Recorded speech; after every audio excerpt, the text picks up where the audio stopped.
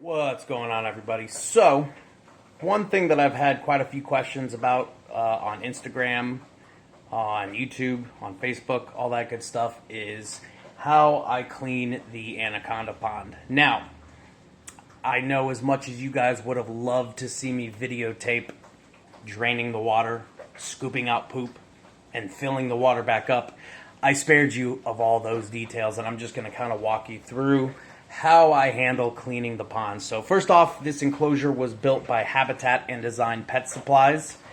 He did a phenomenal job with this enclosure, as well as my 8-foot boa enclosure. So if you guys are looking for a wonderful cage with beautiful detail at a very fair price, check out Habitat and Design Pet Supplies on Facebook. So this pond is roughly 6 feet by 6 feet by 2 feet, and it is somewhere between 450 gallons. So I did quite a bit of research when I was getting this set up about how I wanted to clean the enclosure, how I wanted to clean the pond. I went to a couple zoos that are within driving distance. One of them has anacondas. The other one has reticulated and Burmese pythons, but they also have a big pond like this for them. Because believe it or not, they actually enjoy the water quite a bit. Oh, look who's spying. Yeah, I'm right here. Don't you creep on me. So, I also reached out to the Denver Zoo. I talked to Troy Bumgarner, who I did the podcast with on the Animals at Home YouTube channel.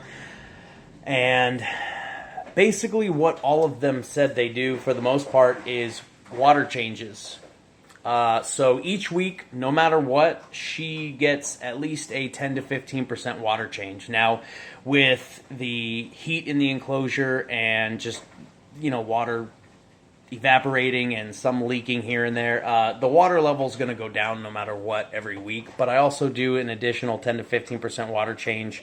I do primarily most of the water draining with this pump. I just attach the hose to it and run it out the door and, water the plants or whatever. And then on this side over here, I have a hose that I can run right through the window. So no matter what, I do a 10 to 15% water change, and I use this testing kit here at least 3 times a week. I monitor ammonia levels, I monitor nitrates, all that good stuff. So when I see that she has urinated or I see a spike in the ammonia, I will fish out the urates, and I will do at least a 25% water change depending on how high the ammonia levels are. At the beginning was a little bit of trial and error. And then when she defecates, I will use a net that's just outside the door here, and I will scoop out the fecal matter. I also have one of those little aquarium vacuums. I didn't pull that out, where you can kind of sift through the rocks and stuff at the bottom and make sure that you get everything. With the urates, sometimes what I'll do is scoop out a big section, and I have a hose out in my garage. I'm sorry, not a hose, a sink out in my garage, and I'll wash off all the rocks and just put them back once everything's clean. But yeah, so when she defecates, I scoop out all the big pieces, and I drain usually 50 to 60% of the pond.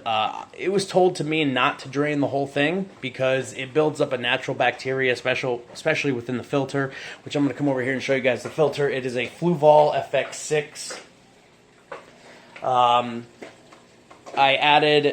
I'm not going to open it up, but I added quite a bit of extra media besides what it comes with. The little ceramic rings, and I believe it's charcoal. There's like 2 or 3 layers inside there. And usually what I'll do is when the water's being drained with the pump and the hose, I will open up the filter and I will spray out the big debris with the water that's already in there. And that, from what I'm told, helps maintain the good bacteria level that is in the pond.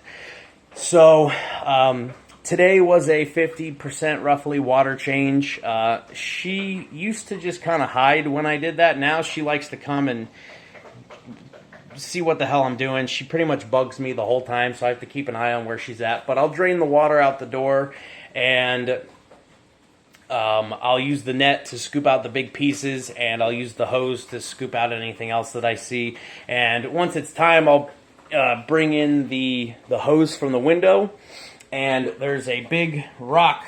Let's see if we can go under here. Well, she's sitting right next to it. There's a big rock right there, so I'll wedge the hose just underneath that, and I'll let the fresh water circulate, and it basically creates a little whirlpool, and a lot of the stuff that sits on the bottom will circulate through, and I can fish it all out with the net, throw it out the door, and then once the water gets up to the level that I'm comfortable with, I'll usually add some of the Reptisafe.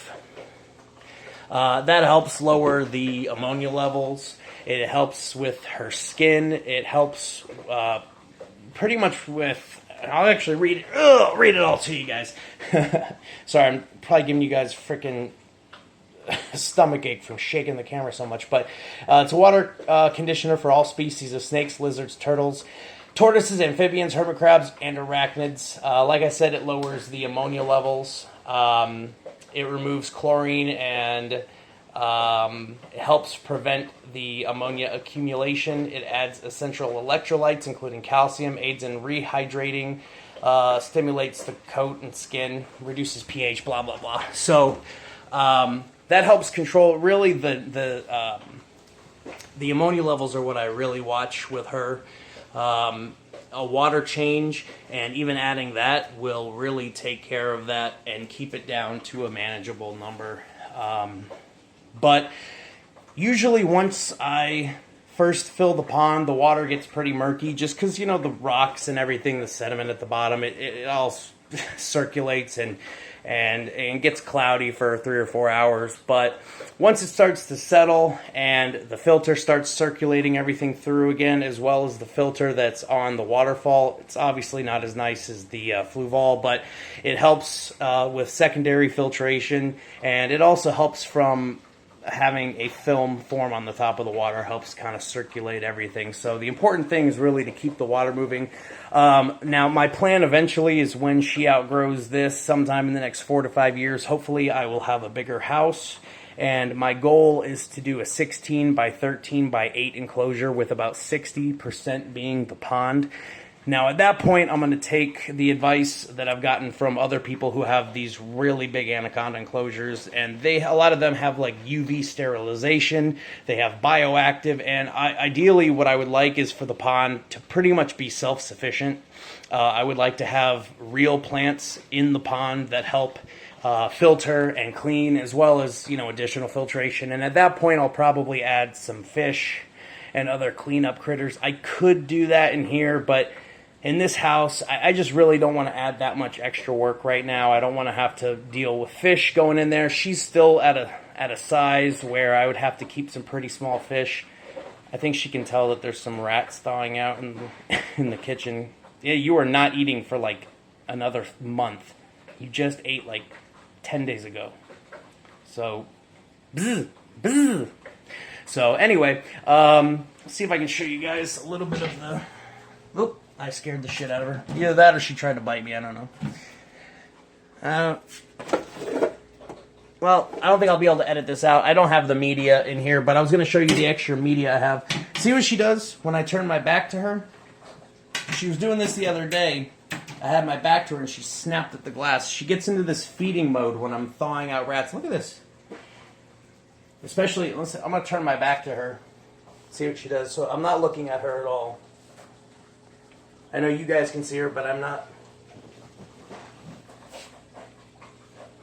So I was doing this the other day. I was wiping down my my other boa enclosure that's literally right in front of me, and she struck at the glass. So as she's gotten bigger, she's gotten extremely curious. She's no fear. Anytime I come in here, she's pretty much like, what are you doing? What do you got? What do you want? She's getting to that size now where she's not as skittish as she used to be. But anyway, can I finish, Miss Ursula?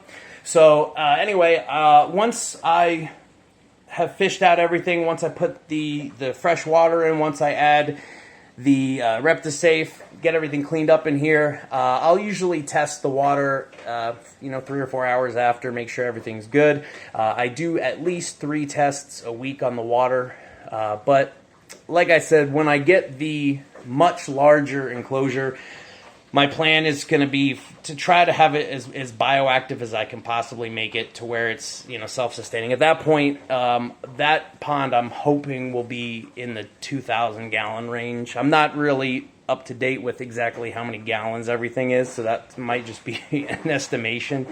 But as far as this goes, I ask a lot. I get asked a lot if, when she defecates, does it all turn brown? No. You have to keep an eye out for it. I usually use the net once a day to kind of fish stuff out and make sure that she didn't poop. But she's pretty much on the schedule now where if I know when she's going to defecate, and it's usually pretty easy to spot. But I usually have to do a 50% water change once a month, 25% usually every other week. It really depends. For sure, I do 10% at least once a week, but I end up having to do usually 4 or 5 water changes, depending. Sometimes, she'll poop and I'll do a 50% water change, and a couple days later she'll pee and I have to do a 25%, but that's usually not too bad. Like I said, usually depending on the time of year, during the winter time, obviously I fast her for over 3 months. So, once she clears out her system that first month, it's usually about two or 3 months before I really have to do a deep clean. During this time of year when she's eating a little bit more often, I have to do the water changes more. But the most important thing is just to stay on top of those water changes, stay on top of testing the water, making sure it's clean and safe for her. It's not easy. It's not as easy as sticking your hand in an empty PVC cage and wiping it down and changing a water bowl. But that was, part of the thing that I knew when I got one that it was going to be work. I knew I wasn't going to be the type that sets up this boring empty enclosure that doesn't allow them to swim, doesn't allow them to soak. It takes time. But, her quality of life is more important than my ease of cleaning. If I didn't get into the hobby, I didn't get an anaconda because I wanted an easy cage to clean. I didn't want to get a snake where I reached in and wiped it down and changed a little water bowl and then I was done. I understood that it was going to be a lot of hard work, but for her and for all my snakes, it's worth it, because I'm going to have them for the next, hopefully, 30 plus years. And I don't want them stuffed in a cage where they can't move around, where they can't choose their microenvironments, where they don't, they don't get their exercise. This is a snake that spends its entire life in or around the water. And especially as she gets bigger, she's going to rely on the water to sustain her weight. And, I like coming in here at 2 o'clock in the morning and seeing that she's stretched out up there. I like seeing her swimming every single night. So, it's not as easy as it would be with these empty PVC cages, but that's part of owning these animals, in my opinion. If you don't want to work for them, if you don't want to spend the time to give them clean enclosures like this, then I don't think you should get them. Their quality of life is more important than our desire to own these animals and our desire to have an easy cleaning process. If you're worried about spending too much time cleaning, maybe get a smaller snake. I know that's not a popular opinion because people want what they want, and damned if you're going to tell anybody that they can't have it just because they don't want to provide a proper size enclosure. But anyway, that's not what this is about, even though I went off on a little rant. Hopefully that answered some of your guys' questions.